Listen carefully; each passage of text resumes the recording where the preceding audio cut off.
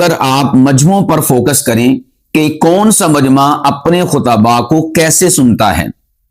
تو آپ اگر غور و فکر کریں گے تو آپ کو پتہ چلے گا کہ سب سے زیادہ پرفیکٹ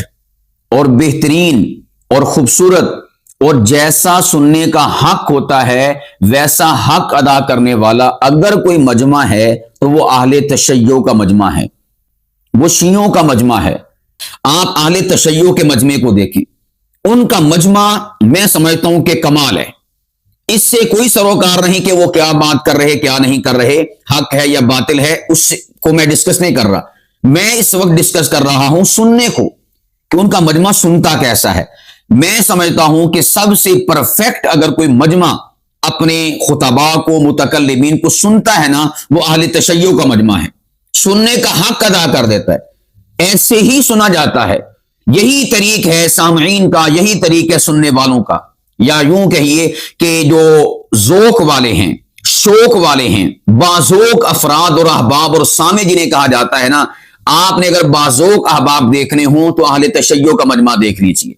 اگر آپ نے باذوق لوگ دیکھنے ہوں تو اہل تشیع کے سامعین کو دیکھ لیجیے، کمال درجے کی ان کی سماعت ہے اور وہ سننے کا حق ادا کرتے ہیں، بلواتے ہیں اپنے خطیب کو اپنے ہاتھوں کے ذریعے سے، اپنے واہ واہ کے ذریعے سے اٹھ کر داد دیتے ہیں۔ یہی حق بنتا ہے کہ آپ اس متکلم کے جملوں کا حق ادا کریں اس طرح سے،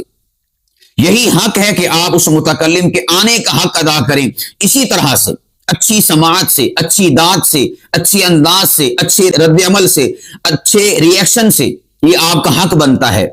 اور سب سے زیادہ جو گونگا مجمع ہے نا وہ جماعت اسلامی کا ہے، اور سیکنڈ پہ جو ہمارے اہل حدیث بھائی ہیں ان کا مجمع ہے،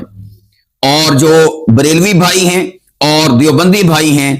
اس میں یعنی آپ کیٹاگرائز کرنا چاہیں تو یوں کہہ سکتے ہیں کہ سب سے باذوق مجمع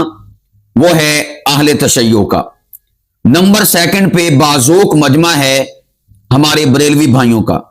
اور نمبر 3 پر آتا ہے ہمارے دیوبندی بھائیوں کا، اور اس کے بعد آپ کہہ لیں کہ نمبر 4 پہ آتا ہے اہل حدیث بھائیوں کا، اور نمبر 5 پہ آتا ہے جماعت اسلامی کا مجمع۔ یہ میں نے آپ کے سامنے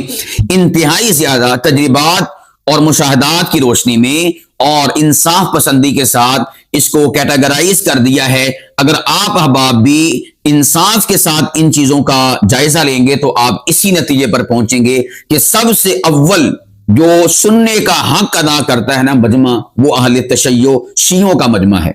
اور نمبر سیکنڈ پہ بریلوی بھائیوں کا مجمع ہے، تیسرے پہ آ کر دیوبندی ہیں، چوتھے پہ اہل حدیث ہیں، اور 5ویں پہ یہ یعنی پھر سمجھو کہ لوز کام شروع ہو جاتا ہے، کمزوری والا کام شروع ہو جاتا ہے۔ تو اس حوالے سے ہمیں اپنے سامعین کی ذہن سازی بھی کرنی چاہیے اور انہیں اس حوالے سے آمادہ بھی کرنا چاہیے اور بتانا بھی چاہیے کہ سنا کسی کو کیسے جاتا ہے۔